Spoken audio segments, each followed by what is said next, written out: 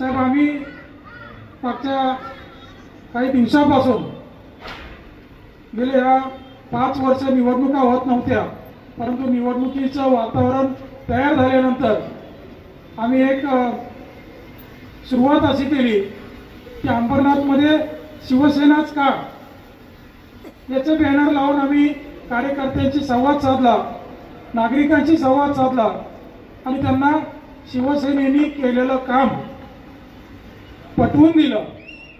काल परवाच अंबरनाथ पूर्वेला आमचे अजय मोहरीकर आणि मनसेकर यांच्या माध्यमातून यापेक्षाही मोठी सभा, या आजची जी सभा आहे त्याच्यापेक्षा किमान 25-50% जास्त नागरिक तिथे सभेला उपस्थित होते आणि त्यांना आम्ही हे सांगितलं की आमचं काम बोलतंय, आम्हाला दुसरं काही सांगायचं नाही, कारण आमचं काम बोलतंय।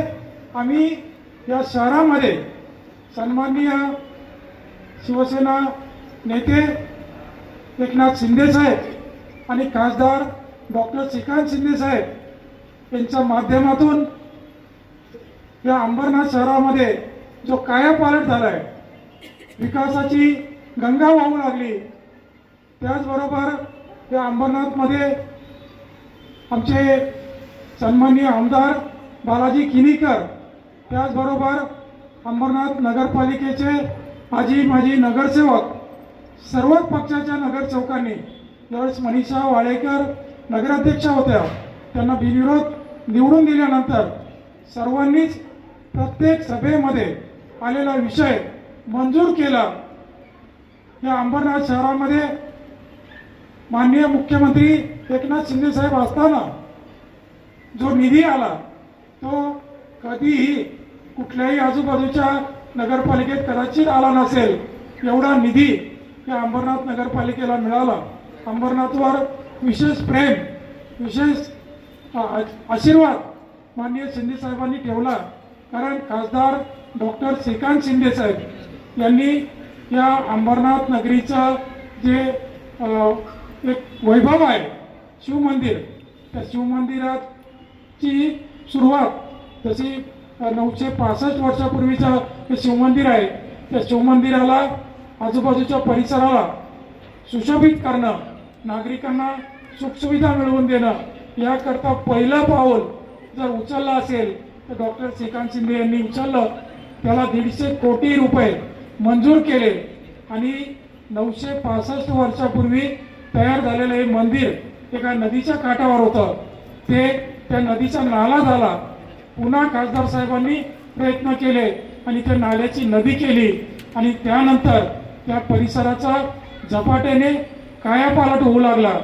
आज श्रावण महिन्यामध्ये शिवमंदिराची जी गर्दी होती ती मंदिरापासून तर उल्हासनगर पर्यंत लाईन लागली होती, कारण शिवमंदिर फेस्टिवल, त्याचबरोबर तिथली कामं, तिथल्या सुविधा या मोठ्या प्रमाणात मिळायला लागल्यानंतर त्या अंबरनाथचं शिवमंदिर फेस्टिवलमुळं जो शिवमंदिराचं आणि अंबरनाथचं नाव जागतिक लेवलवर गेलं, कारण जागतिक लेवलचे मोठमोठे कलाकार त्या शिवमंदिर आर्ट फेस्टिवलला माननीय खासदार साहेबांनी बोलवले।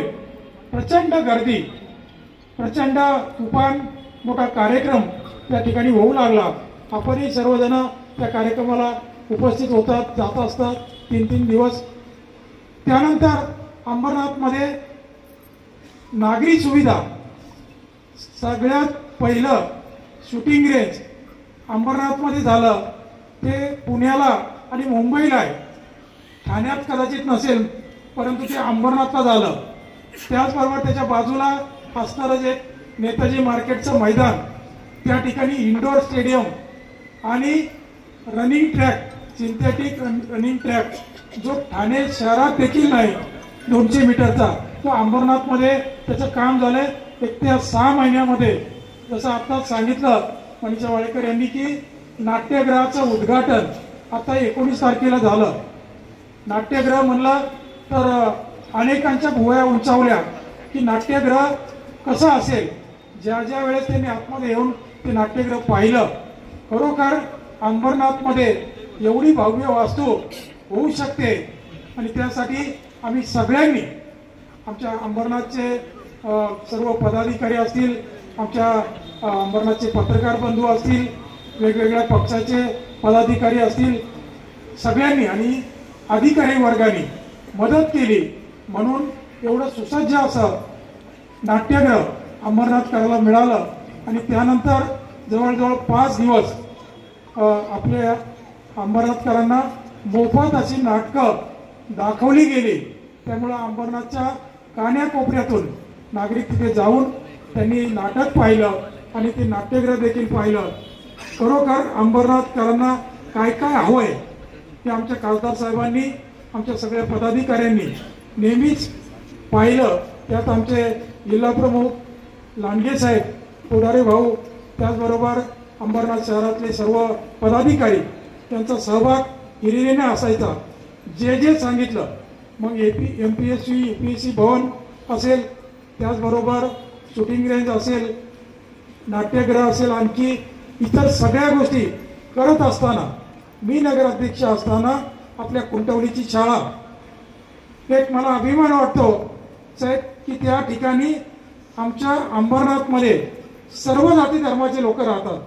जवळजवळ देशाच्या प्रत्येक प्रांतात असणारा नागरिक हा अंबरनाथ शहरात राहतो आणि त्यांना ती शाळा अशी बांधून दिली. कन्नड, तेलुगू, उर्दू आणि मराठी चारही भाषेचे विद्यार्थी एकाच बिल्डिंगमध्ये शिक्षण घ्यायला जातात. मी आता मागच्या 8 दिवसामध्ये जो आम्ही प्रचार सुरू केला, काम सुरू केलं, अनेक ठिकाणी आम्ही गेलो. नागरिकांची खूप मोठी मागणी आहे की तुम्ही प्राथमिक सुविधा शाळेच्या चांगल्या दिल्यात. अंबरनाथमध्ये जवळजवळ 50 बस वेगवेगळ्या शहरातून लहान मुलांच्या येतात, परंतु इथं कॉलेज नाही. ते कॉलेज करावं त्यासाठी आपला कॉलेजचा प्लॉट राखीव आहे. त्या कॉलेजवर, त्या जागेवर काही झोपड्या झालेल्या आहेत. त्या झोपड्यांसाठी आणि बाजूच्या झोपडपट्टीसाठी माननीय खासदार साहेबांनी जवळजवळ 5 एकर जागा निवडलेली आहे आणि पंतप्रधान आवास योजनेच्या माध्यमातून तिथे त्या सगळ्यांना बेघर न करता स्वतःची घरं बांधून देणार आणि मग ती मैदानं खाली केल्यानंतर तिथे भव्य असं कॉलेज बांधणार आहे असं खासदार साहेबांनी मागच्या 8 दिवसापूर्वीच आम्हाला सांगितलं. अशा अनेक सुखसुविधा अंबरनाथकरांना आज 90% रस्ते कॉन्क्रीटचे झालेले आहेत. अंबरनाथमध्ये पाण्याचा प्रश्न थोडाफार प्रमाणात आहे, परंतु मी नगराध्यक्ष असताना चिखलोली धरण बांधलं. त्या चिखलोली धरणातून आपण 7 MLD पाणी मिळवलं. त्यामुळं अंबरनाथकरांना पूर्व भागामध्ये थोडंसं पाण्याचा आधार मिळाला. अनेक गोष्टी सांगण्यासारख्या आहेत की ज्या आम्ही करतो. याचबरोबर सांस्कृतिक कार्यक्रम, धार्मिक कार्यक्रम. आज या परिसरामध्ये साहेब आम्ही 26 मंदिरांचा जीर्णोद्धार केलेला आहे. ती जुनी मंदिरं झाली होती, त्याच्यामध्ये सर्वच प्रकारचे, अगदी आमच्या तेलुगू समाजाचं दैवत असलेलं तिरुपती मंदिर असेल, सेलवा गणपतीचं मंदिर असेल, हनुमान मंदिर, गावदेवी मंदिर, साईबाबाची मंदिरं, अशी अनेक मंदिरं, 26 मंदिरांचा जीर्णोद्धार केल्यानंतर आम्ही आता पश्चिमेकडं कुठलंही मंदिर शिल्लक नाही असं समजल्यानंतर आमचे बंधू राजेंद्र वाडेकर यांना ती आवड होती, आमच्या परिवाराला ती आवड होती मंदिरांचा जीर्णोद्धार करून द्यायची. त्यानंतर मंदिरं संपली, मग काय करायचं तर राजूनी एक नवीन संकल्पना आणली, मानवतेचं घर. त्या मंदिराच्या आमच्या परिसरामध्ये असणाऱ्या अनेक माता भगिनी, विधवा माता आपल्या मुली बाळींसह राहतात. त्यांच्या घरामध्ये जर गेलं आपण काही ना काही कामानिमित्त तर त्यांना खाली बसता येत नाही, एवढं पाणी साचतं, काही ठिकाणी त्यांना शौचालयाची व्यवस्था नाही. अशा 13 लोकांना, 13 महिलांना स्वतःचं घर बांधून देण्याचं, त्याला मानवतेचं घर असं राजूनी नाव ठेवलं. आणि जिथे जिथे ही घरं त्यांना दिली, मला वाटतं इथे काही माता भगिनी आल्या असतील. गोवापाड्यामध्ये पण एका मंदिराच्या बाजूलाच एक घर बांधून दिलं आणि त्यांना एक छोटंसं दुकान देखील बनवून दिलं. आमच्या दीपक नगरमध्ये एक माता आहे, तिला सुद्धा आम्ही घर बांधून दिलं. ज्यावेळेस हे घर बांधून देतो त्यावेळेस त्या तिथे राहायला गेल्यावर त्यांच्या डोळ्यामध्ये आलेले अश्रू हेच आमचे आशीर्वाद. त्यांनी खूप मनापासून आम्हाला आशीर्वाद दिले की होय अशी कामं अंबरनाथमध्ये कोणीही करू शकत नाही आणि म्हणून आम्ही बोलतो की आमचं काम बोलतं. गेल्या वेळेस स्वतः मुख्यमंत्री एकनाथजी शिंदे साहेब उपस्थित होते. त्यांनी तो कार्यक्रम पाहिला.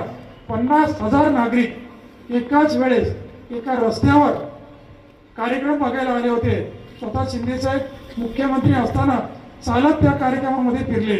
त्यांनी आम्हाला जो आशीर्वाद दिला, शुभेच्छा दिल्या, आम्हाला आणखी बळ मिळालं की शिवसेना का हे सांगायसाठी आम्ही अंबरनाथकरांना नेहमी भेटतो. आजही आपण ज्या संवादसाठी बसलेलो आहोत की तुम्ही सगळ्यांनी आजपासून उद्यापासून प्रत्येक घरोघरी जाऊन शिवसेनेने केलेली कामं नागरिकांपर्यंत पोहोचवायची. आपल्याला आशीर्वाद मिळवायचा. आपल्या खासदारांचं एक स्वप्न आहे की अंबरनाथमध्ये 40 ते 45 नगरसेवक निवडून आलेच पाहिजे. एवढं भव्य काम आपण इथे केलेलं आहे आणि नगराध्यक्ष तर होणार तो आमचाच याची खात्री देखील आम्ही शिंदे साहेबांना आणि खासदारांना दिलेली आहे. नक्कीच याच्यामध्ये सर्वांचा सहभाग आहे.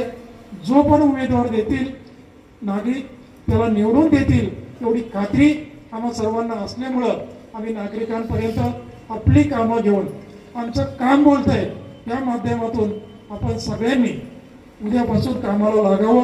यासाठी आजचा हा मेळावा आहे. त्याला मार्गदर्शन गोडारे भाऊ आणि स्वतः लांडगे साहेब देखील करणार आहेत. कोण काय करतंय, कोणी काय हे केलंय याची माहिती मला वाटतं जिल्हा प्रमुख देतील, पत्रकार बंधूंना देखील देतील.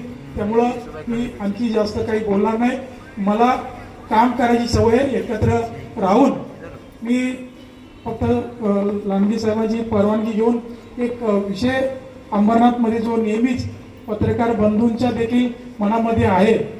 मला काल परवा पण काही पत्रकारांनी विचारलं की अंबरनाथमध्ये असणारी गटबाजी हा विषय अनेक पत्रकार विचारतात. तर ही गटबाजी नसून ही स्पर्धा आहे. मी आणि आमचे सर्व मित्र एकमेकांच्या विरोधामध्ये गटबाजी करत नसून कामाची स्पर्धा करतोय. आमचा कोणाशीही वाईट नाही. कामाची स्पर्धा असल्यामुळं त्याचा फायदा नागरिकांना आणि पक्षाला होतोय. त्यामुळं असा कुठलाही विषय पत्रकार बंधूंनो तसा नाही. आदेश आल्यानंतर प्रत्येक जण पक्षाचंच काम करणार. त्यामध्ये आपल्या सगळ्यांना त्याची खात्री देतो. तुम्ही सगळेजण एवढ्या मोठ्या संख्येने आलात. आज पत्रकार बंधू देखील मोठ्या संख्येने आलेले आहेत. त्यामुळं सगळ्यांचे मनापासून आभार मानतो. धन्यवाद.